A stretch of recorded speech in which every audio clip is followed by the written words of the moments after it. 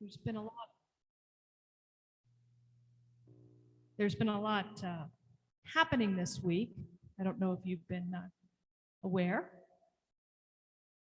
And so, as is typical, a bit discombobulated, trying to weave something that makes sense, not just to sound, but so that we can truly take what we hear and put it to good use. I first want to note that the title of the sermon is Impatient for Change, and I want to differentiate impatient for desperate.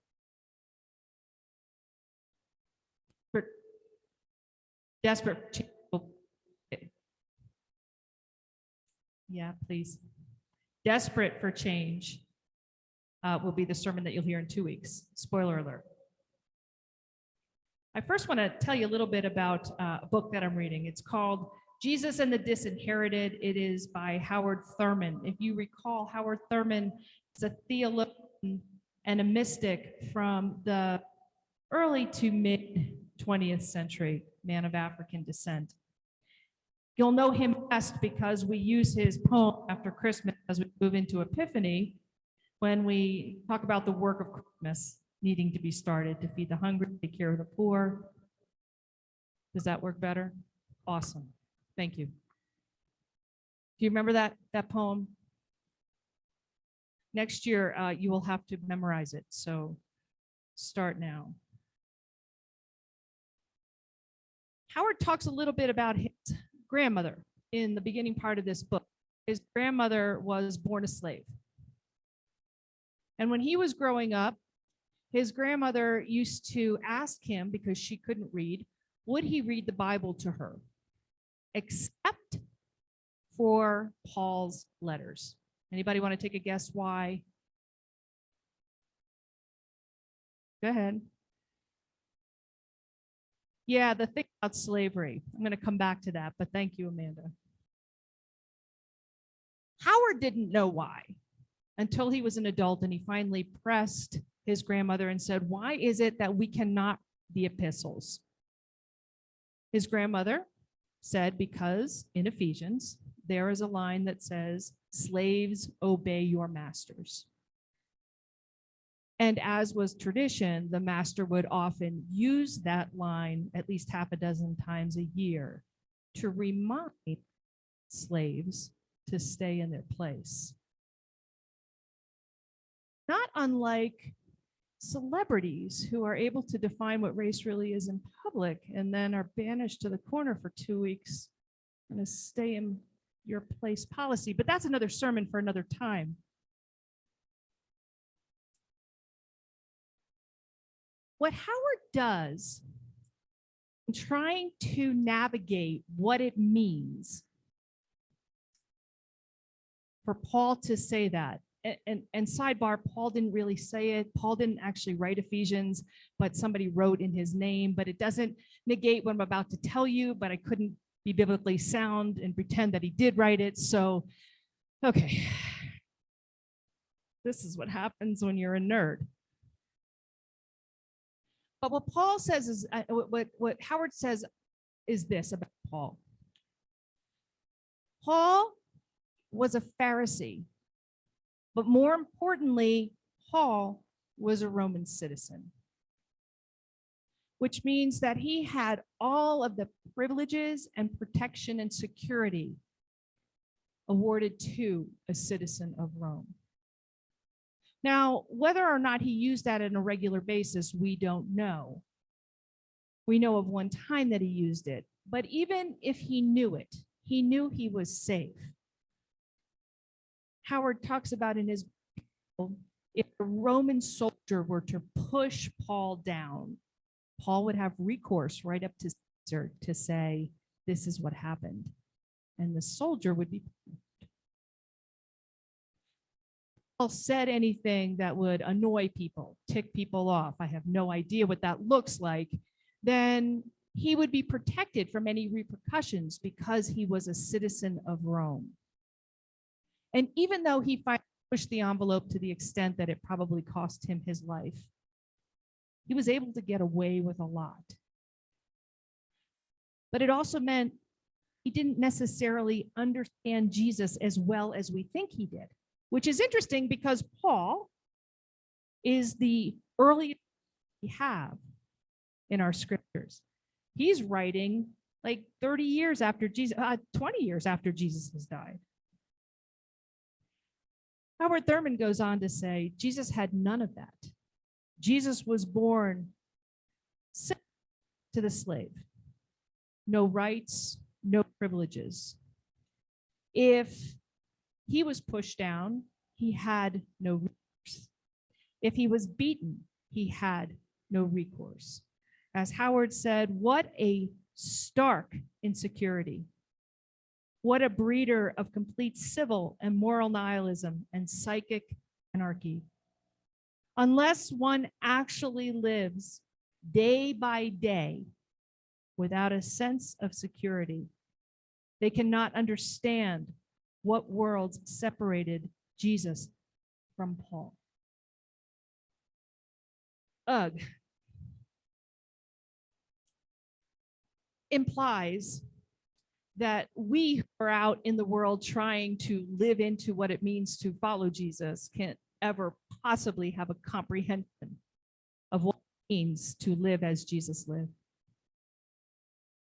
Now, let me give you a little bit of sort of a more contemporary understanding of that. We have people in this society who are protected by the state. I'm looking around this room and I am assuming that most people here, if don't identify as European descent, can for European descent. Yes? We have certain rights and protections that perhaps are not necessarily experienced by those who identify as people of color. The media helps with that. I'll give you another example. This morning, as what happens this time every year at this time, that one of the local news stations, and I'll do it, but one of the local news stations interviews a widow of a police officer who was killed 10, 15 years ago, a sheriff on 115. Sound familiar? Cannot remember his name. That's probably one of those Freudian things. Every year at this time, they interview his widow. Every year, he describes what happened. A year, she shares the depth of her grief. There is absolutely nothing wrong with anything I just did. Except this morning, there was nowhere to be found in the local news or even in the national news feed without deep research, the name Amir Locke. Do you know about whom I speak? Amir Locke was the young man of African descent who was shot and killed in Minneapolis this week. Already past the headlines. He does not have the backing of the state in the same way that the police officer does. And therefore, it's just one of those things that happened again.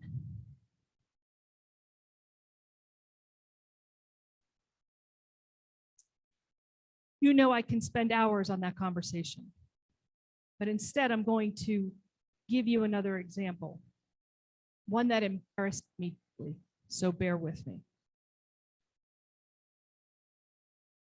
Mallory and I had had extensive conversations prior to our annual meeting about the need to focus specifically on the potential relationship we could have with Archway in order to somewhere down the road in our future create affordable housing for those in need. There is absolutely nothing wrong with what I just said. What I suggested to her, and she fully agreed, but this was me, let's put our decision to become a racial justice church on hold while we focus on this topic until after annual meeting. So today you are supposed to get a brilliant sermon around coming back to talk about moving from that place of sort of limbo to discussing, okay, let's pick up the ball again and get moving toward racial justice. And it's painfully ironic to me that another Black man died this week. And I had the audacity to put it on hold. You know me. You know that I am impatient change. I know you know it because I know I annoy you about it. We as a congregation have become patient change. Like Paul, we preach, we act, and we evangelize, and we walk around, and we make choices because we are impatient change. But I forgot.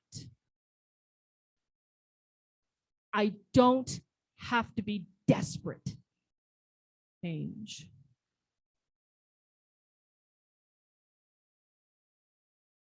And so I dropped the ball and made us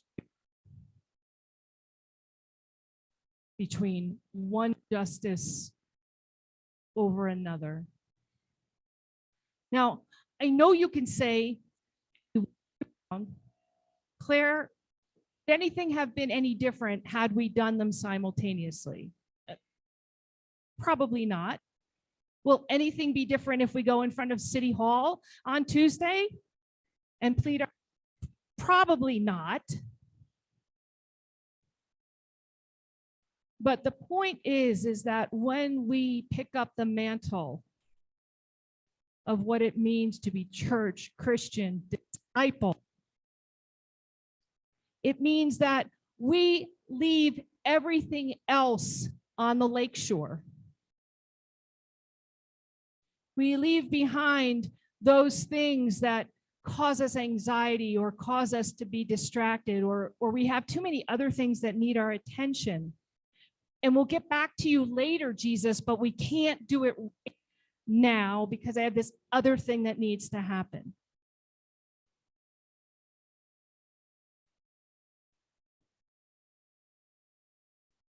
That is a really tough ask. We talk about Jesus telling the lawyer to sell everything he has and come follow me, giving the poor. We're not just talking about the technical sell everything you have, but we're talking about it is everything that distracts you from recognizing the need and the desperation. You need to leave it aside. Even as I say that, I know it's impossible to do. That's the sticky wicket, isn't it? How could we possibly understand?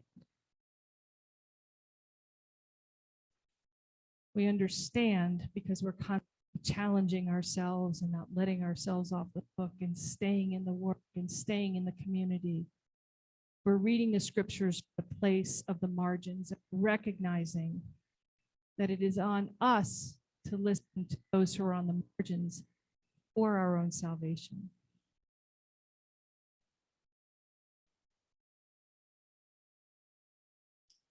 So we are picking up the ball again and renewing our commitment to racial justice as we move forward. And I am asking you to hold me accountable just as I hold you accountable.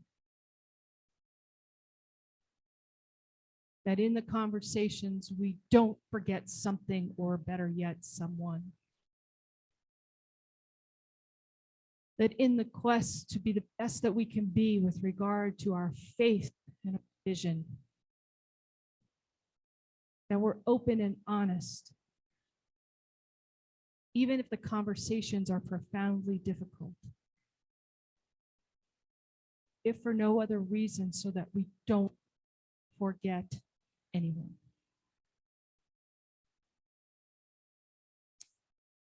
We must be impatient for change. We have to figure out how to be desperate for the same. Amen.